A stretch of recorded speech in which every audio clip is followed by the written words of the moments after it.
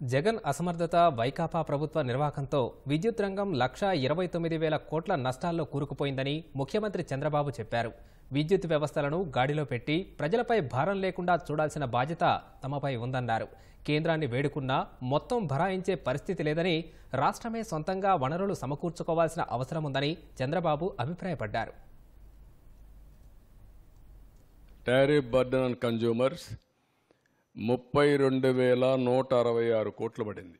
అప్పులన్నీ 49,596 కోట్లు. ఏ ప్రాజెక్ట్ ఎప్పుడు ప్రారంభించాలో ప్రారంభించకుండా పోవడం, ఇష్టానుసారంగా చేసిన దానివల్ల 47,741 కోట్లు పెరిగింది. మొత్తం మీరు చూస్తే 1,29,503 కోట్ల రూపాయలు total losses. True up or fuel surcharge. నాకు ఇవన్నీ కొత్త పదాలు అప్పట్లో లేవు. నేనున్నప్పుడు నేను కరెంట్ ఛార్జ్ ఒకటే వేసేవాళ్ళం. ఇన్నోవేటివ్లో వచ్చారు వీళ్ళు, తెలివినంతా ఉపయోగించారు. ఎప్పుడూ మాట్లాడుతూ ఉంటాడు పెత్తందారులని. ఈ పెత్తందారు చేసిన పనికి పేదవాడు చితికిపోయే పరిస్థితి వచ్చింది. 7,000 మెగావాట్లు సోలార్ పవర్ ఫ్రమ్ సెకీని తీసుకుంటామని చెప్పి ఒప్పందం చేసుకున్నారు. దానికి సంవత్సరానికి 3,850 కోట్లు. 25 ఏళ్ళు ఒప్పందం. అది అదనంగా 25 ఏళ్ళు పడుతుంది. ఇన్వెస్టర్స్ కాన్ఫిడెన్స్ పోయింది. సోలార్, విండ్, పీపీఎస్ అన్ని లీగల్ ఛాలెంజెస్ అన్ని తీసుకొచ్చారు. ఏపీ హైకోర్టు అవన్నీ చెప్తూ క్వశ్చన్ లేదు, మీరు పే చేయాలని. వీళ్ళు వాడుకోకుండా ఉన్నదాన్ని కోర్టు ఆదేశాలతో ఫిక్స్డ్ ఛార్జెస్ పే చేయాల్సి వచ్చింది.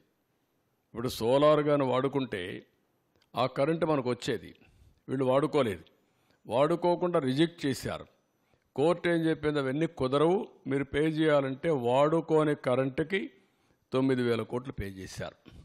Cancellation of contracts AP Transco with CRDA. Contract work వచ్చి 1,315 కోట్లు. అప్పటికి ఎక్స్పెండిచర్ పెట్టింది 406 కోట్లు. ఇప్పుడు అడిషనల్గా అయ్యేది 280 కోట్లు అవుతుంది. అంటే ఈ వర్క్ క్యాన్సిల్ చేసిన దానివల్ల రాజధానిలో 281 crores అడిషనల్గా 280 కోట్లు అడిషనల్ ఎక్స్పెండిచర్ అవుతుంది. Hinduja project not scheduled.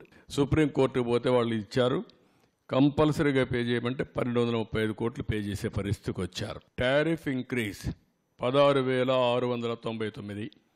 అప్పట్లో ఎవ్రీ యూనిట్ మీరు చూస్తే మేమున్నప్పుడు రేటింగ్ అన్నీ ఏ ఉండేటి, క్రిసిల్ కానీ ఏ రేటింగ్ ఏజెన్సీ అయినా ఏలు ఇచ్చేవాళ్ళు.